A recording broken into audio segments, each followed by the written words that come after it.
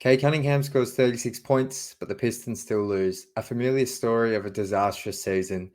We're going to talk about Cade's performance as well as the Pistons' loss to the Grizzlies in just a moment. Passing lane, skies a jam. Dynamite dunk and the crowd loves it.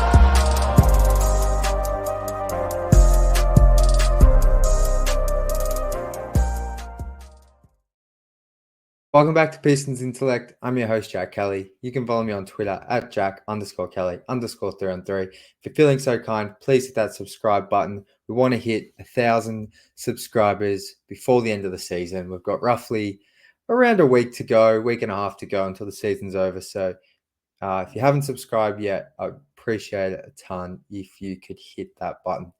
Now, as I just mentioned off the top, Cade Cunningham scores 30 points plus for the third straight game. But as has been the case for a lot of this season, Cade plays really well and it doesn't eventuate to wins. And tonight, the Pistons lose 108-110 to the Memphis Grizzlies. A Grizzlies team who has been decimated by injury this season, as well as kind of the Ja Morant situation of initially missing 25 games with suspension, and now he's also out with a shoulder injury. But they were without Desmond Bane, Ja Morant, obviously, and some other players. But the Pistons. I'll get into Cade's game in a second, but they played a really good first half in this one. They were up by like 13, 15 points in the first half. They owned the first half. They outscored the Grizzlies by 15 points in that first half. And then even in the third quarter, when the Grizzlies threw like their punch, the Pistons gave up 41 points in the third, but it was still a close game. Detroit scored 33 in that third quarter, and it was pretty much a close game. And then the fourth quarter came, and the Pistons just couldn't contain Jaren Jackson Jr., which I'll get to in a minute, as well as Brandon Clark, who's recently returned from an Achilles injury. He was spectacular in this one. But the Pistons, with around 20 seconds to go, Jaren Jackson Jr., or maybe a touch less, Jaren Jackson Jr., with the Grizzlies up by 2 points, missed an absolute bunny. He spun into the lane, missed the left-handed layup. It rolled out. That would have put the Grizzlies up by 4. Instead, the Pistons get the ball with 10 to 12 seconds left to tie it up. And, Monty elects not to call a timeout, which I think was kind of questionable. Cade kind of pushes it in semi-transition. And for a split second, I thought he was going to go all the way to the rim and try and finish or at least get fouled. But then he hesitated, pulled it back out with around 5 seconds left. And that's probably the moment there where I wanted the timeout called, if I'm being honest, because with around 5 seconds left, everything was scrambled. The Pistons had no offensive flow. They were still trying to get set. And Cade just had to kind of go to work, and he ends up taking a tough mid-range turnaround off glass that rolls out. And Detroit lose. Now, with that timeout, the Pistons did have one timeout. I've triple-checked that. They were in the bonus as well. So, probably a mistake to call a timeout there. I can kind of see why Monty might not have, but like I said, once Cade didn't push it all the way to the rim and the Pistons just looked frazzled with 5 seconds left, I think that's when you call the timeout. Because Cade just had to try and cook, create over Jaren Jackson Jr. He played, he's one of the best defenders in the league, and it was just a really tough shot. So, but you know what? I'm recording this. I watched the game live today, and then I've rewatched it back. So a lot of the emotion I had watching this is kind of gone. And by the time of this recording, I should say. And I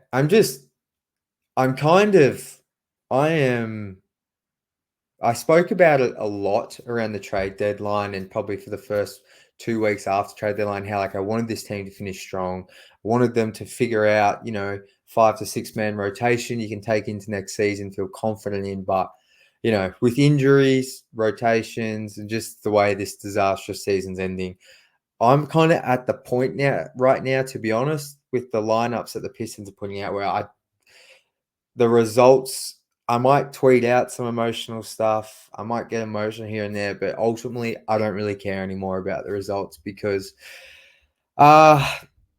it's just really tough for this team to hang with anybody.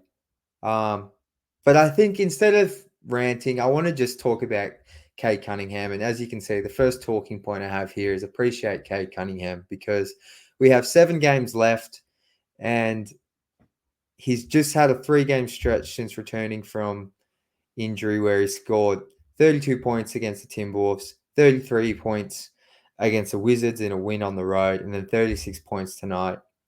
And he looks ultra aggressive. He's playing faster. He's that mid range is always cooking.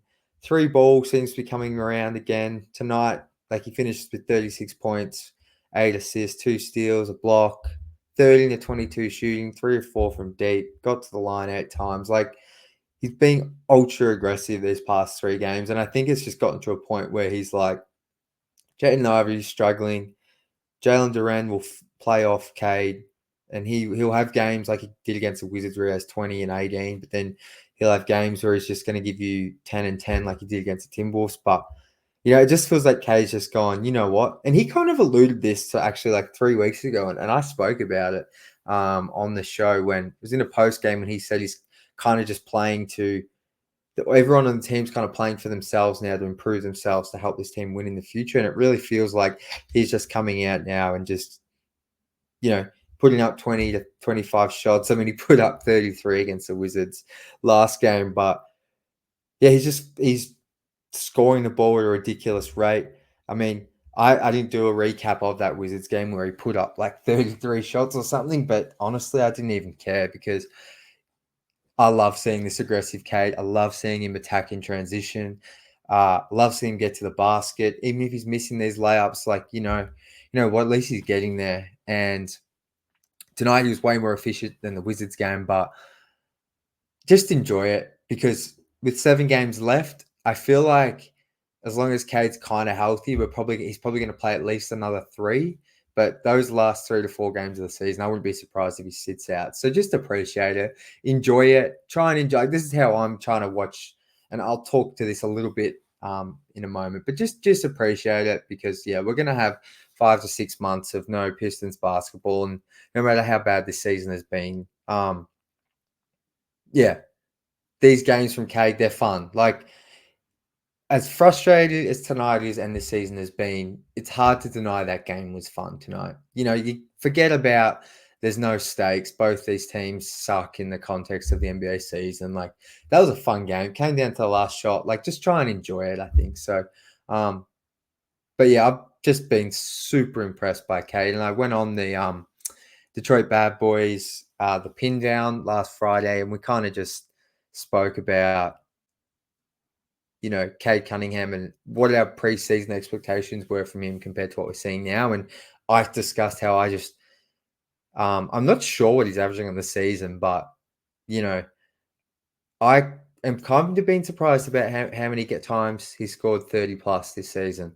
I know it's coming in losing efforts. I know it doesn't really debunk any of that myth that he's a big stats, bad team player. Not that I think he gets that a lot, but, yeah, his scoring's really impressed me. I still think he needs to improve a ton on his finishing, but tonight he's just absolutely deadly in that mid-range. And now that he has the 3 ball back at a reliable rate, it's pretty impressive. So enjoy it.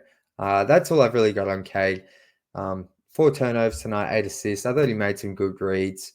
Couple of weird turnovers, but I think that's just part of the Cade Cunningham experience. I'm coming to learn. He's just going to have those 2 passes a game where there's not enough power and not enough zip, but that's just part of the Cade Cunningham package. So I don't think they hurt the team tonight too much. It's not like early in the season where he's having like 6, 7 turnovers, 5 turnovers regularly. So, I'm not gonna at this point of the season. I'm not gonna lose any sleep over it. So I think that's enough on Cade. Let me know how you feel about Cade.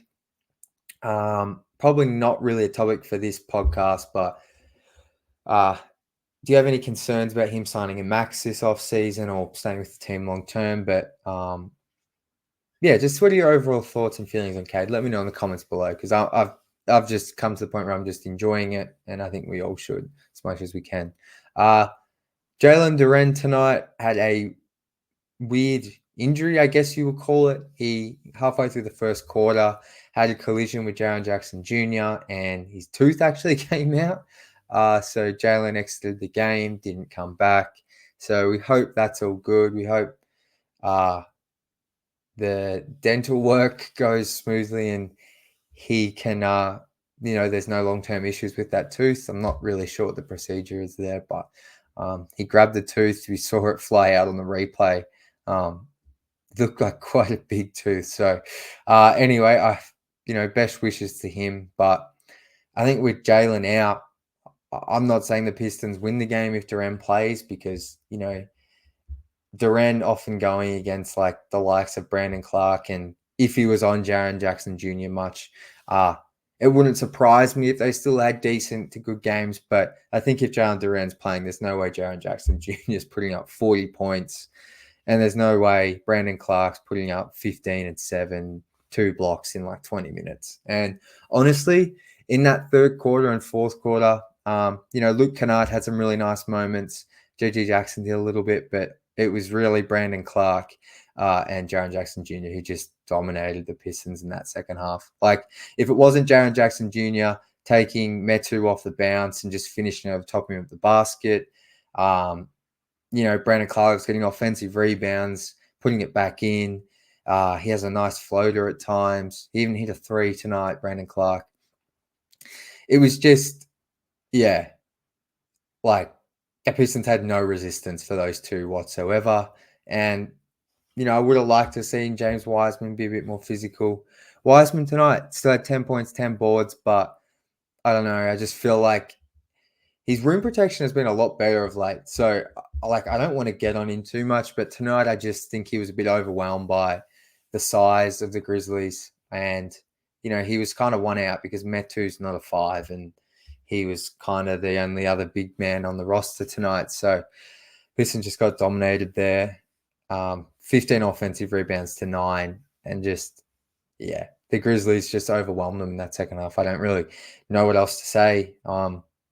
So those two were huge for the Grizzlies. Luke Kennard kind of had a little moment there where I think the Pistons were playing up by like 6 or so. Jared Rhoden comes, chase down blocks or swats Kennard's shot out in transition, says something to Kennard, and then it's kind of like that little fire under Luke Kennard back at his the team that drafted him. He hit a few threes after that.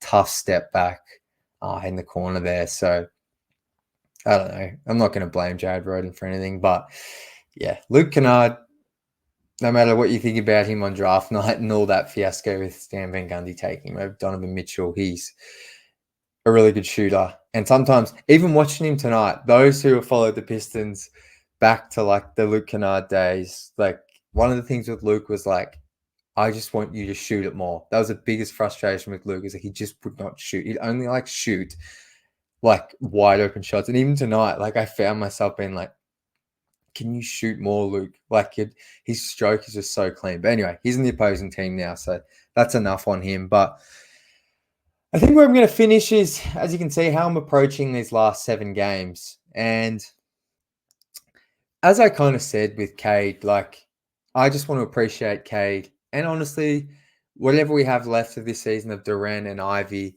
I'm going to try my best to just enjoy watching them play, because like I said, we're going to have 5 months, 6 months without any basketball. Obviously we have summer league in there, but I don't think Asar will play in summer league. So I'm really just going to try my best to remain calm, enjoy these games, these last 2 weeks of basketball. And hopefully we can get a couple of wins. Like, it feels like the Pistons now are going to have the worst season of all time in Pistons history. They'd have to get the 16 wins to equal the worst record prior. They're on 13. Feels like I don't think Detroit can win 3 out of their last 7. Hopefully they do. They definitely won't win 4. So I'm just going to try and enjoy it. You know, Jaden Ivey and Cade tonight looked electric in that first quarter. I think Cade had 12, Jaden had 11. And I thought we were in for one of those games where they both score like, you know, one scores 30, one scores high 20s. But Jaden kind of fizzled out. He made some nice plays. I was honestly impressed with some of his drives. His passing is something I think I have become more disappointed with as the season has gone on.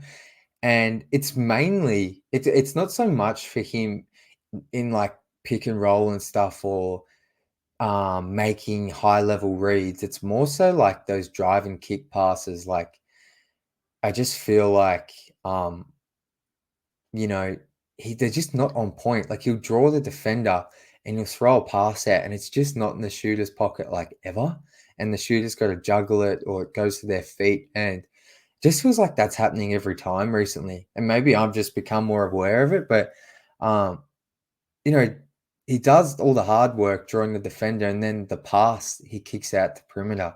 It's just not hitting the shooter in stride. And yeah, I think no matter how wide open or not wide open the shooter is, you want that hitting the shooter in their pocket so they can shoot in rhythm. Because even just because it's wide open, if you go to fumble that ball, obviously that all gives a defender time to come over, but it stuffs up the shooter's rhythm. So I think that is a huge area for improvement for Jaden.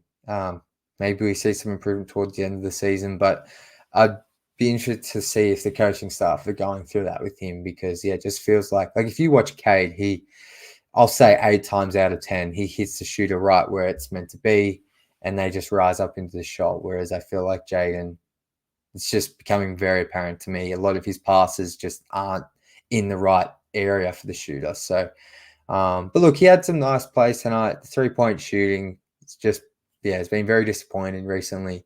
Bryce Simon of the Pistons Pulse, I'm sure you're all aware of, one of the best Pistons basketball minds there is, best NBA kind of minds there is, honestly, in the content space, talking about basketball. He's kind of alluded to the fact with Jaden, he thinks his process is off and he thinks Jaden's taking too many threes. And to be honest, tonight, I have to agree with him. Jaden was 2 of 8 from 3. He's 7 of 17 overall. I feel like his most damaging time was getting to the rim, getting to the free throw line. Had some really nice finishes, I thought. But just Bryce kind of alluded to how, in particular, the ones that he doesn't like, and I think I'm with him on this, is Jaden just in transition. Like there was a point where Cade, it was like a 3-on-3 fast break or 3-on-2, and Cade passed it to Jaden like above the break on the 3-point line, and Jaden just settled for a 3, and it just didn't get enough lift. It was short, and then the ball just went straight back down the other end because it was in transition. Grizzlies get a layup, and that's frustrating because Jaden should just go straight to the rack. Like, you're going to get fouled. Like, even tonight, one of his drives to the rim, like, he had no hope of finishing this. He went past Jaren Jackson Jr. and he almost like was under the backboard, and the other Grizzlies defender rotated over. And because Jaden was airborne, they collided, and it just got Jaden 2 free throws. And honestly, if that other defender wasn't there, Jaden was not going to be able to finish that shot. Like, he was out of control, to be honest. But just when he's bullishing to the rim, like, it just draws attention. And if he gets the tiniest bit of contact, he's able to get to the line because he's in the air and he's kind of like moving so fast. Like, any contact's exaggerated. So I just want to see him go to the rim, get to the free throw line. Like, 8 threes, especially when he only made 2, which were both in the first quarter. Too many, way too many. He shouldn't be taking the most threes on this team. So some of that's to do with how he's positioned on the offense, but some of them I think he settles for, and I agree with Bryce on that. Jalen Duren, as I said, didn't get to see much of him tonight. I thought he was really good against the Wizards, so obviously going to keep an eye on his defense and just his activity on defense. He had the 6 stocks or steals and blocks against the Wizards.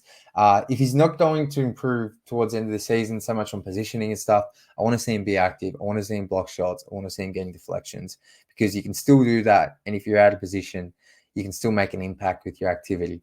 Don't really want to see these games where it's like struggling to get in position, no blocks, no steals, 4 turnovers.